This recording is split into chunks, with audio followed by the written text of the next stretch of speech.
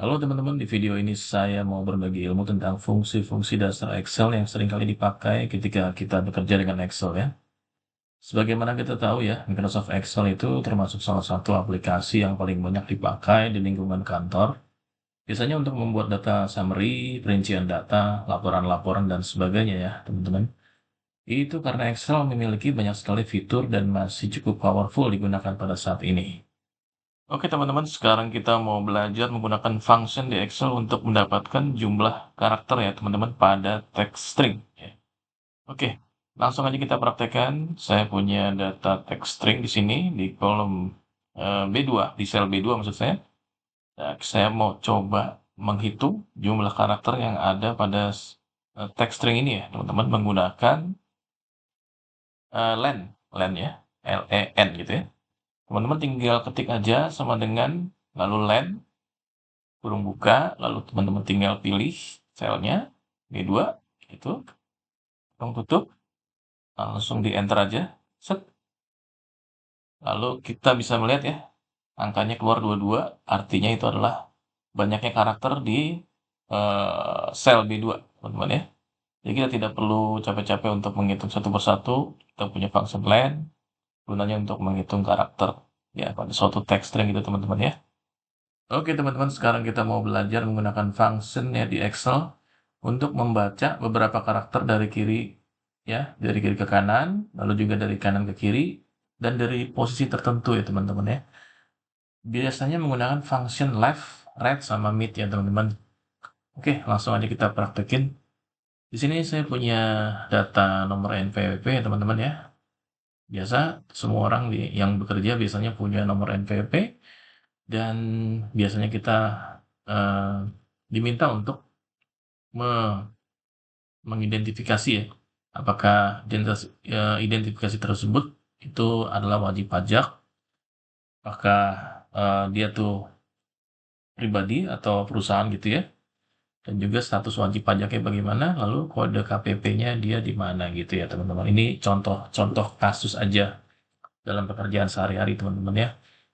Oke, kita bisa menggunakan function left ya, left, right, sama mid. Oke, left itu kita akan baca karakter dari sebelah kiri teman-teman.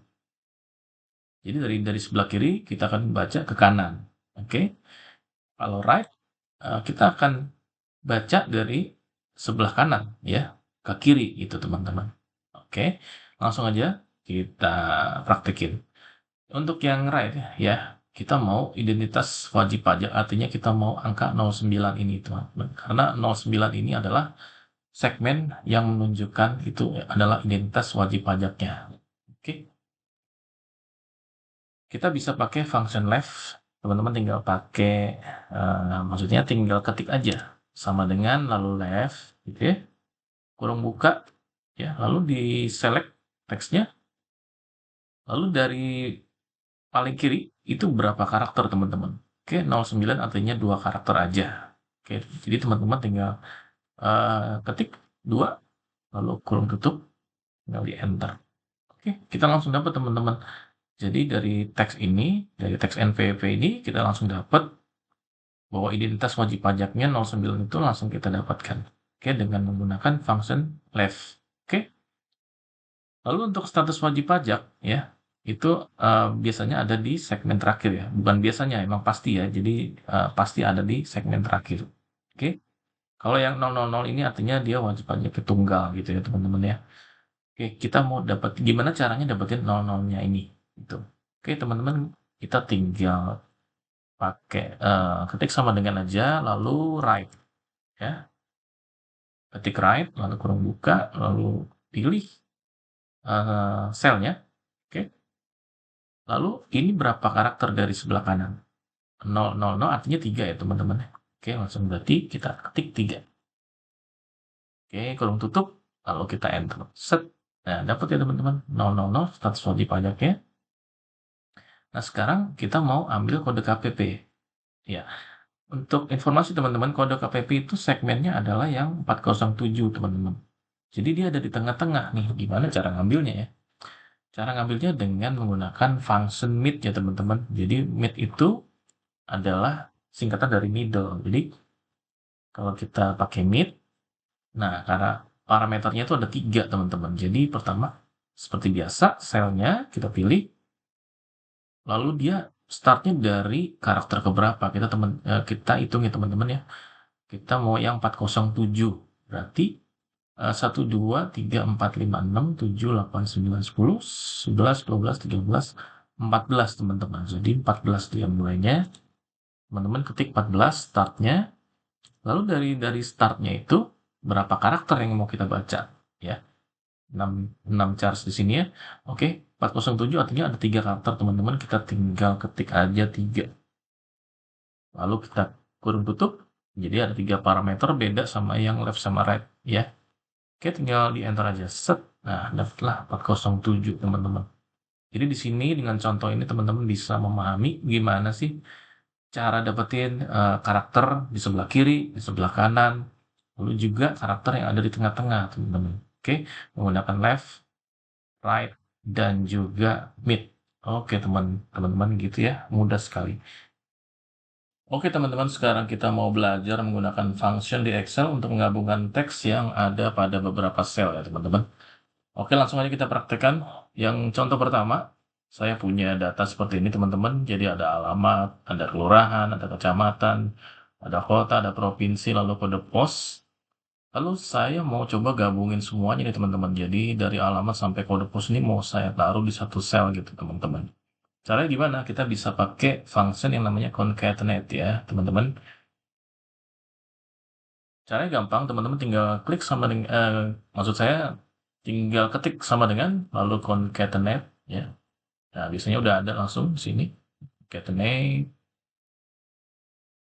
Lalu tinggal teman-teman pilih ya semua selnya. Oke, lalu dipisahkan koma teman-teman, jangan lupa ya. Kelurahan Depok, lalu Kecamatan Pancoran Mas. Ini dipilih aja sel-selnya ya. Sekarang saya pilih E3 ya, teman-teman ya. Koma F3, koma G3 gitu teman-teman. Udah selesai ya teman-teman, udah sampai terakhir ya. Tinggal kurung tutup lalu di enter aja. Oke, saya udah dapat teman-teman. Jadi semua sudah digabungkan, tapi ada yang aneh nih teman-teman. Jadi kayak semuanya terlalu rapat gitu ya teman-teman ya. Kita perlu pemisah nih teman-teman. Jadi perlu ada spasi atau semacam koma dan spasi gitu ya. Jadi nggak perlu khawatir teman-teman, tinggal ke bagian sini, formula, tinggal di antara P3 dan C3 kita sisipkan satu lagi, koma misalkan, lalu spasi, lalu tanda kutipnya, ya, lalu koma, jangan lupa koma, untuk setiap kali eh, penggabungan atau segmennya, ya, perlu ada separatornya koma ya. Lalu kita kasih koma lagi di sini, spasi, oke, lalu di sini kita kasih koma lagi, spasi ya. Lalu di sini kita koma, spasi-spasi lagi. Di sini juga. Kayak gitu teman-teman ya. Jadi setiap kali ada data kita pisahkan dengan koma gitu ya. Maksudnya untuk memberi jarak dan sekaligus memisahkan dengan separator berupa tanda koma gitu teman-teman ya. Oke, bagaimana hasilnya? Tinggal kita enter aja. Set. Oke, sekarang kita lihat agak lebih rapi ya teman-teman ya. Jadi ada alamatnya Jalan Pemuda nomor 40, lalu koma. Nah, ini Depok, ini adalah kelurahannya. Lalu koma, Pancoran Mas ini adalah kecamatan. Lalu Depok ini adalah kotanya. Lalu Jawa Barat itu adalah provinsi. Lalu 16431 adalah kode pos. Oke, untuk di ke bawahnya kita tinggal tinggal double klik aja di kotak kecil ini teman-teman, di titik kecil ini. Kalau teman-teman perhatikan di sini ada kotak kecil, tinggal di double klik aja. Nggak bisa ya, tinggal ditarik gitu misalkan. Oke, ditarik. Jadi tinggal di drag aja teman-teman, diklik lalu tarik ke bawah. Set. Nah, udah langsung dapet itu teman-teman. Jadi di bawahnya ya langsung ya Jalan Kolonel Sugiono nomor 5, Pekalongan Tegal Barat Tegal, Jawa Tengah 52113. Gitu teman-teman. Jadi cukup mudah ya concatenate ini gunanya untuk menggabungin beberapa teks ya yang terpisah-pisah di beberapa sel, kita mau gabungin dalam satu sel, kita pakainya concatenate teman-teman. Jadi cara pakainya cukup mudah.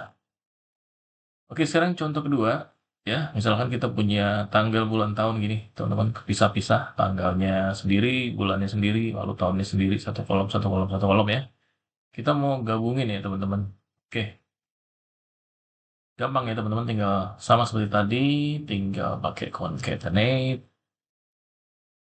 kurung buka, nah, tinggal dipilih aja selnya B3 misalkan gitu ya. Nah, tadi sama seperti tadi, kita pakai separatornya strip misalkan. Oke, lalu berikutnya bulannya. Oke, bulannya lalu jangan lupa pakai strip lagi untuk pemisah ya, bulan dengan tahunnya. Lalu koma lagi, lalu tahunnya. Oke, kayaknya udah. Tinggal diantar aja. Set. Dah, dapat ya teman-teman 12 Juli 2024. Jadi ini udah gabungan dari 3 sel ini. Ya, tuh kalau disorot ya, langsung dia ya. Oke, untuk ke bawahnya tinggal di drag aja sama seperti tadi. Nah, udah dapat 14 Agustus 2024. Oke. Gitu teman-teman, jadi saya punya dua contoh. Ya mudah-mudahan teman-teman bisa memahami cara menggunakan concatenate. Caranya cukup mudah dan ini sangat sering digunakan dalam pekerjaan sehari-hari menggunakan Excel. Gitu teman-teman. Oke teman-teman, sekarang kita mau belajar menggunakan satu function di Excel untuk menghilangkan spasi ya, yang ada di depan atau di belakang suatu data string, yaitu function trim ya teman-teman. Oke, langsung aja kita praktekkan. Jadi saya udah siapin ya, ini data ya yang ada spasinya. Jadi di sebelah sini ada spasi. Nah, di sini juga ada spasi gitu ya teman-teman. Kalau kita lihat di sini. Oke, lalu kita pakai fungsi trim ya. Misalkan di teman-teman punya data di kolom D, saya mau hilangkan spasinya di kolom D gitu ya teman-teman. Kita bisa pakai function trim. Tinggal ketik aja sama dengan lalu trim, kurung buka, lalu tinggal dipilih B2 nih di sini. Oke, kurung tutup, enter. Oke. Jadi teman-teman di sini sudah dihilangkan ya semua spasinya di depan dan di belakangnya. Oke. Ini kita teman-teman bisa lihat bedanya. Di sini ada spasi ya. Dan di sini juga, di sini tidak ada spasi maksud saya. Oke. Jadi ini berguna banget ya kalau teman-teman nantinya akan memastikan di sebelah kiri atau kanan tuh tidak ada spasi gitu teman-teman. Biasanya untuk function-function seperti VLOOKUP dan sebagainya itu menggunakan data yang tidak ada spasinya, tidak mengandung spasi gitu teman-teman. Jadi teman-teman bisa pakai function trim ini.